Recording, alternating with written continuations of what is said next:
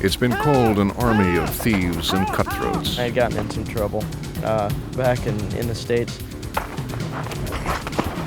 A band of hired killers. I was in the Australian Army and I was kicked out. But from the burning sands of northern Africa to the jungles of South America, whenever the odds are long and the battle fierce, the French Foreign Legion has been called into action. I think they are more disposable. They are ready for death.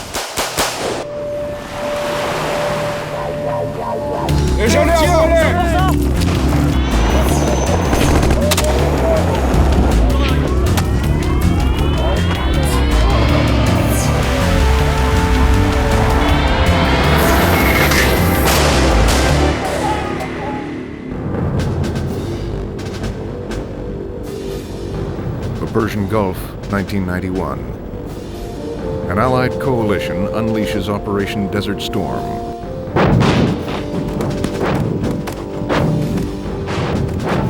American forces lead the assault.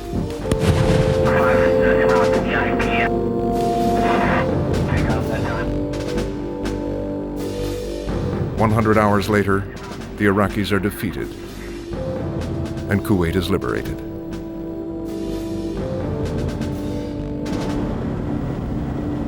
Over 30 nations came together to form the coalition.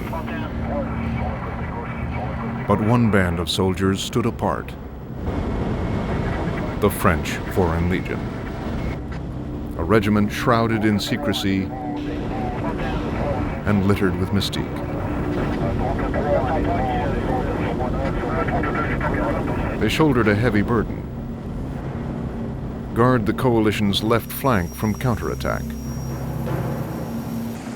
General Norman Schwarzkopf commanded the Allied coalition. The Legion did a great job. They had the mobility that was required for that kind of an operation. A lot of people said when we proposed the operation in the first place, we'd bog down in the sand or we'd hit the rocks or something like that. They didn't at all. So that was really the ideal role for them.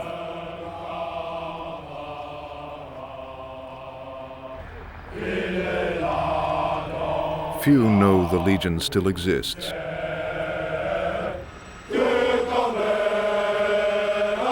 Even fewer have been inside. Since its inception nearly 2 centuries ago, the Legion goes where a legionnaire is most needed. They're part of the regular French army. But no one holding a French passport is allowed to join. Only foreigners can enlist. And once you're in, you may not make it out.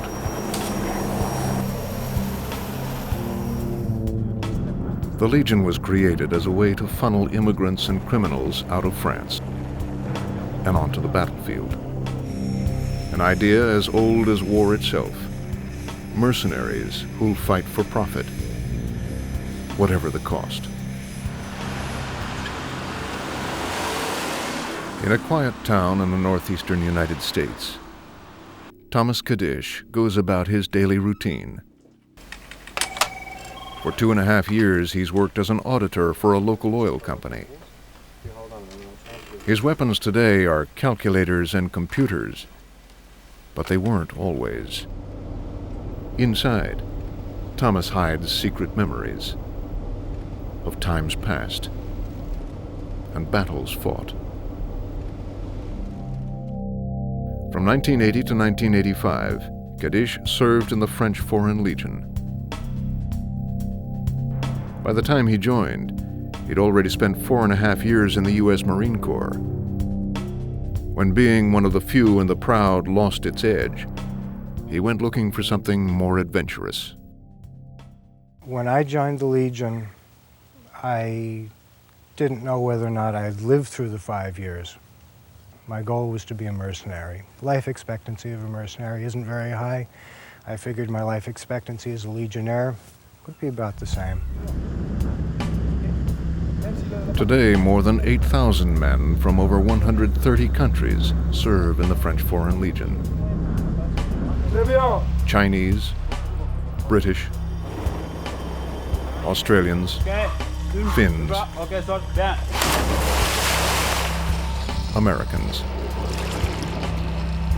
Colonel Bouquin is the commander of the Legion's elite 2nd Parachute Regiment. There's only one difference between the French Foreign Legion and the rest of the French army. It is the fact that we accept foreigners. For everything else, it is almost exactly the same. The same rules, the same equipment, the same weapons, the same vehicles, the same structures, same organization. With one exception. While French law allows women to serve in the army, the Legion itself won't let them in. General Bernard Grail is the highest-ranking officer in the French Foreign Legion. For the moment, it is impossible for us to accept women into the Legion because our training system and our day-to-day life within the Legion just won't allow it. To make this family work and create a cohesive unit from this group of foreigners, we have to place everybody into a big bowl, close the lid, and shake it around. And like they do in other countries, we can't separate the men from the women. Each man is here by his own choice. Formation par groupe successif en avant. Some are on the run. Others seek a challenge. Most crave adventure and hear the calling of the warrior. If you're going to join an army, you don't want to spend all your time in garrison. You don't want to waste your time training and training and training and never getting a chance to use it. If you join the Legion, more likely than not, you're going to go to combat.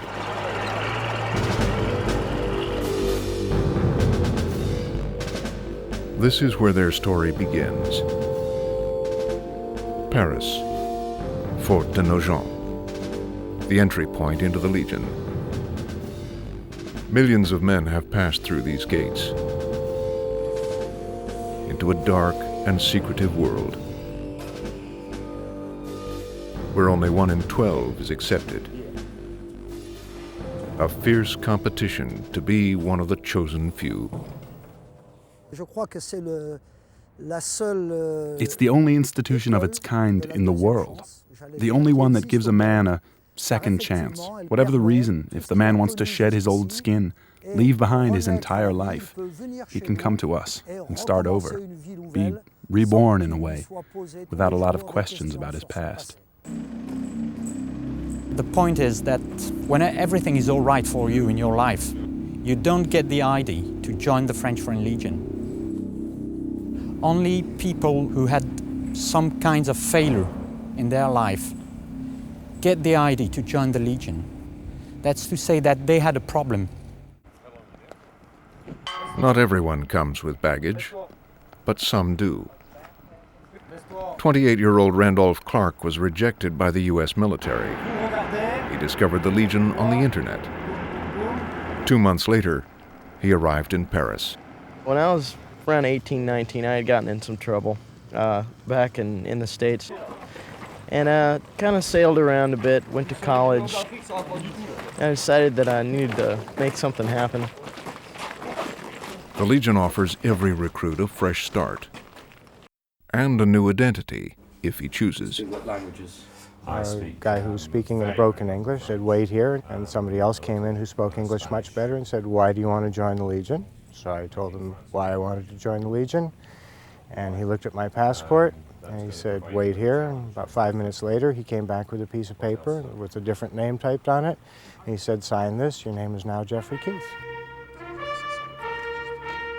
Under their new name, they sign a 5-year contract that promises a rendezvous with danger. From this moment, a recruit begins a new life, whether he's looking ahead or over his shoulder. If he chooses to shun his past, it won't get through the front gate. Colonel Mishka Yakolev. The idea is that, in effect, we'll sign the contract under fake identity.